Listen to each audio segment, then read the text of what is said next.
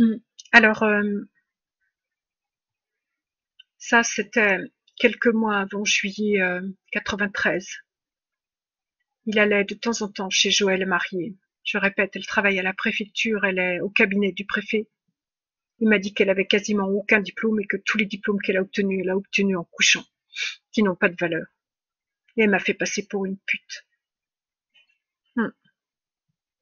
Elle a réuni des témoignages de mes anciens collègues, anciens amis, comme quoi j'étais une tricheuse pour que j'ai pas l'agrégation quand je l'ai passée. J'avais réussi et ils ont péché par excès. Note trop basse 1 et 2. Et c'était le même correcteur qui a corrigé 2 matières différentes, de 6 heures chaque matière. De la gestion comptable approfondie, la gestion financière, et puis du droit des affaires. Rien à voir les deux. J'avais choisi ces 2 matières. Il y avait une matière au choix, c'était soit droit des affaires, soit économie. J'avais choisi de passer l'économie à l'oral, à l'admission. Je préférais. Je suis assez douée en droit. Le droit, c'est très technique, c'est pas littéraire, vous savez, c'est très lié à la logique et j'ai beaucoup de logique puisque j'ai beaucoup d'aptitudes en mathématiques, j'en ai toujours eu. J'ai pas l'air cohérente comme ça quand je vous parle. Vous verrez qu'à la fin, tout va se réunir. Si j'avais voulu vous expliquer comme une thèse, ça vous aurait ennuyé.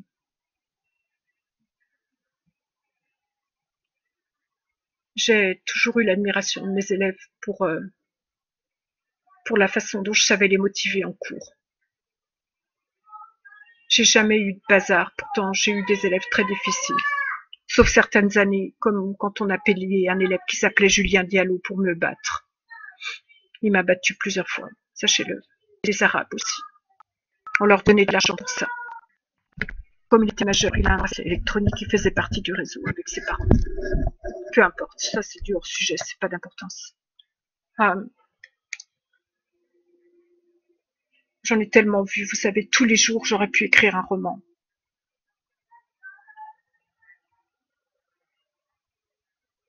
Je reviens sur Charles. Je vous expliquerai après qu'ensemble nous avons écrit un livre de 3 tomes qui est déjà traduit aux États-Unis, qui sera édité quand l'affaire sera finie. J'écris depuis début 2004. Lui, il corrige et il rajoute ce qu'il sait. Il y a souvent des hélicoptères qui passent et je vais vous expliquer pourquoi. Je ne sais pas si vous les entendez, j'espère. C'est atroce. Je vais vous expliquer pourquoi les hélicoptères passent sans arrêt au-dessus de mon appartement. J'habite à côté du CHU. Il se passe des choses terribles à Nantes à cause du maire. Mais je reviens sur Charles. Donc, ils commençaient à aller les uns chez les autres. Elle était veuve et lui, il était en instance de divorce.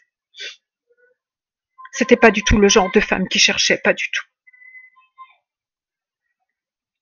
Mon mari s'est douté que si j'avais été mutée à Alençon, c'était lui qui m'avait fait venir. Parce qu'il connaissait mon histoire. Tragique. Beaucoup de gens savaient, vous savez. Même parmi vous qui me regardiez, vous saviez déjà. Mais personne ne pouvait rien faire. Leurs milliards, leurs tueries, leur façon. Vous allez voir comment ils font quand ils ont peur de quelqu'un. Ils avaient peur de Charles, alors voilà ce qu'ils ont fait avant que j'arrive. Entre le 8 et le 9 juillet,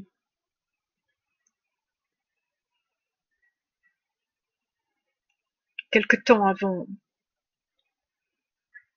Joël Marié avait fait une pipe sous la douche à Charles. Elle était sortie en vitesse, sous prétexte je ne sais quoi. Aller aux toilettes ou je ne sais quoi. Et elle avait recraché le sperme dans un thermos qu'elle avait congelé. Et puis elle a commencé à aller s'installer petit à petit chez lui. Il disait rien parce qu'il était seul. Et puis c'était lui qui faisait à manger, qui ramassait la maison, je vous assure. Ils avaient une femme de ménage, mais à part faire ses ongles, aller chez l'esthéticienne et chez la coiffeuse, elle sait rien. Elle sait même pas faire la cuisine.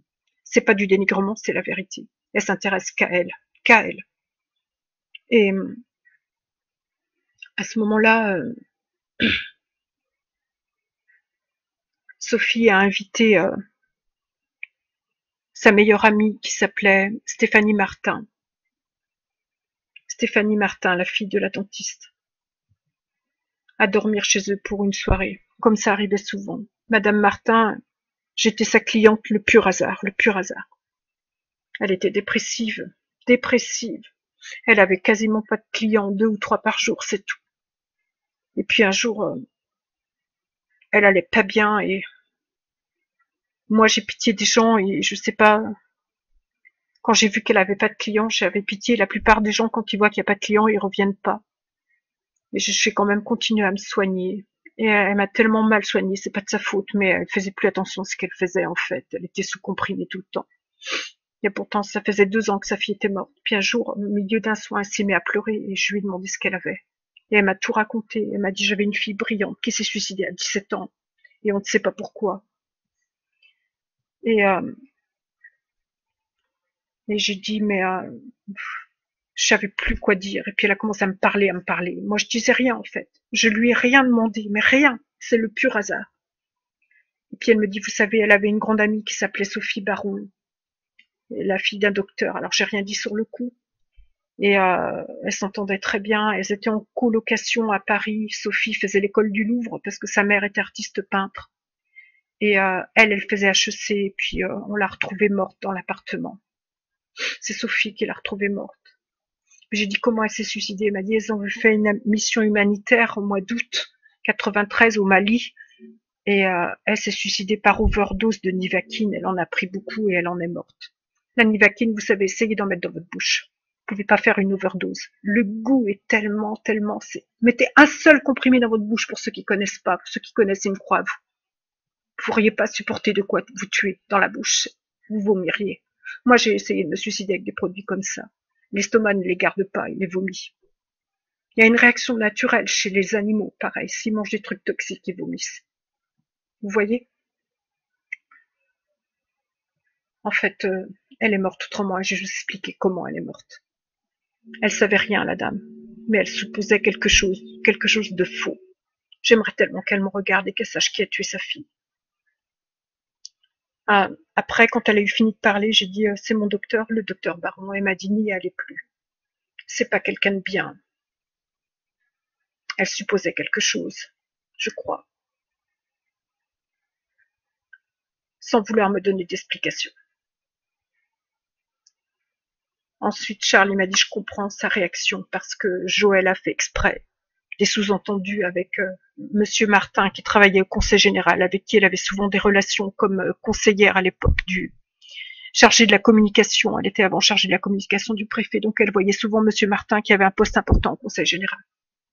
Elle avait dû faire des sous-entendus comme quoi Charles avait abusé de sa fille, vous voyez. Mais ils n'ont jamais rien fait en justice contre lui parce qu'ils n'avaient pas de preuves. On a fabriqué des preuves et c'est Joël Marié qui les a fabriquées. En fait, la nuit du 8 au 9, elle a mis des somnifères dans la bouffe de la petite. Elle était à la maison. Dans la bouffe des 2 gamines. Et une fois que la fille était endormie, elle lui a injecté du sperme. Elle l'a fait sous ordre de mon ex-mari. En espérant qu'elle tomberait enceinte. Il s'est trouvé qu'elle est tombée enceinte. Et la fille, je crois, n'avait jamais eu de rapport, quelque chose comme ça.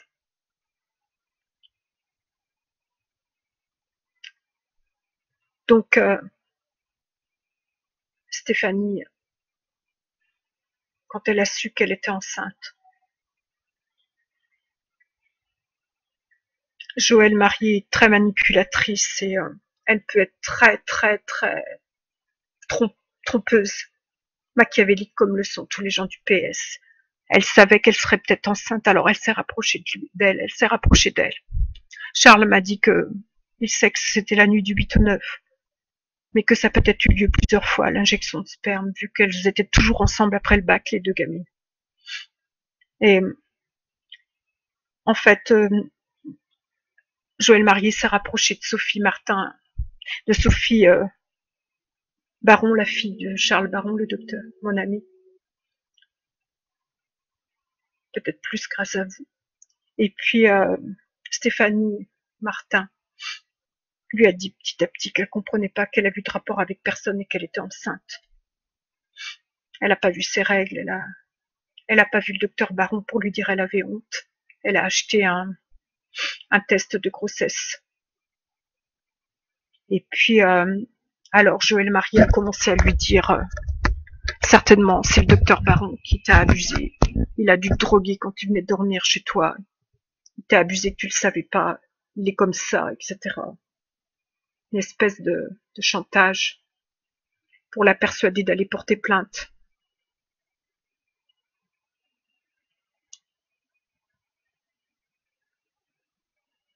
En fait,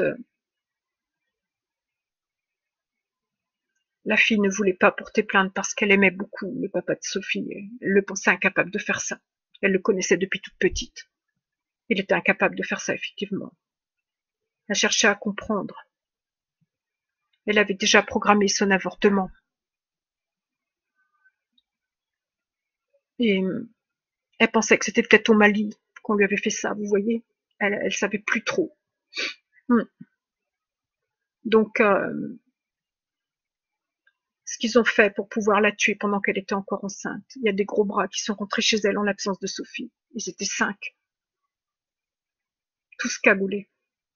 Ils l'ont tenue, ils lui ont fait une overdose de grog. Et ils ont vidé des comprimés de Nivaquine sur sa table de nuit. Les parents n'ont pas demandé d'autopsie. Ils ont cru qu'elle s'était suicidée. Et ils ont mis ça sur le dos du choc.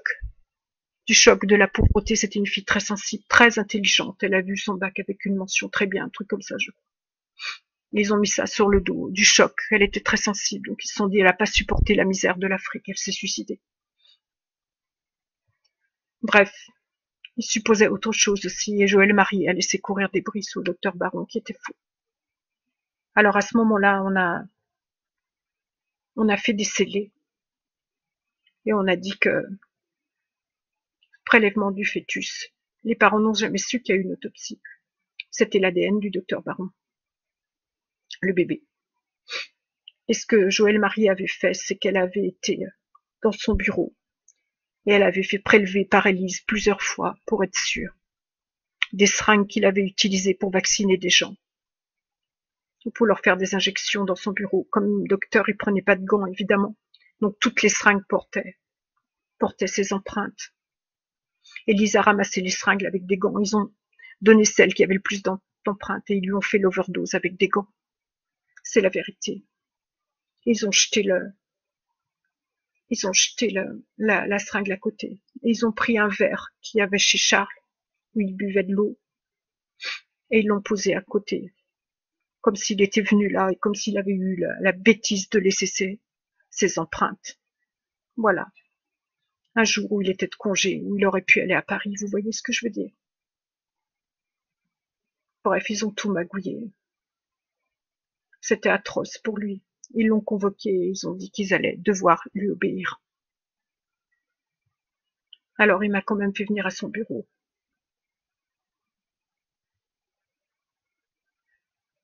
Et il voulait me voir. Mon ex-mari lui a fait savoir qu'il n'avait pas le droit de me toucher. S'il voulait ça. En fait, il me connaissait depuis déjà longtemps. Parce que, avec ce suicide déguisé, il n'est pas coupable, vous le comprenez bien, et je ne voudrais pas que Joël Marie meure avant qu'on l'interroge et qu'elle dise la vérité. C'est à cause d'elle que Stéphanie Martin est morte. Si Madame Martin me regardait, si quelqu'un peut lui transmettre cette vidéo, dites-lui que je suis désolée. C'est pas ma faute, c'est pas la faute de Charles. Il s'excuse, mais c'est pas sa faute. C'est la faute de Joël Marie. Elle a touché, il m'a dit qu'elle avait 40 millions sur son compte dans un coffre chez eux. Vous savez comment il a fait pour lui voler? Il lui a tout pris. Ils sont partis en vacances. Il avait un complice. Et il a filmé, il l'a filmé, il a mis des caméras au-dessus pour filmer les codes de son coffre. Précisément, il y a des systèmes pour ça. Elle s'est pas méfiée. Ils ont fait mettre 2 coffres dans le château, il y en avait un pour lui et un pour elle. Lui, il a pris une assurance extrêmement chère en cas de vol de coffre. Et puis elle est radine, donc elle avait pris le minimum. C'est pas l'arnaque à l'assurance, hein. C'est pour lui reprendre tout. Parce qu'en fait, lui, on lui a rien volé, il a rien déclaré à l'assurance. Il lui a fait croire tout simplement que on lui a tout volé. Il avait un complice et que l'assurance avait remboursé. Elle l'a cru parce qu'elle a rien cherché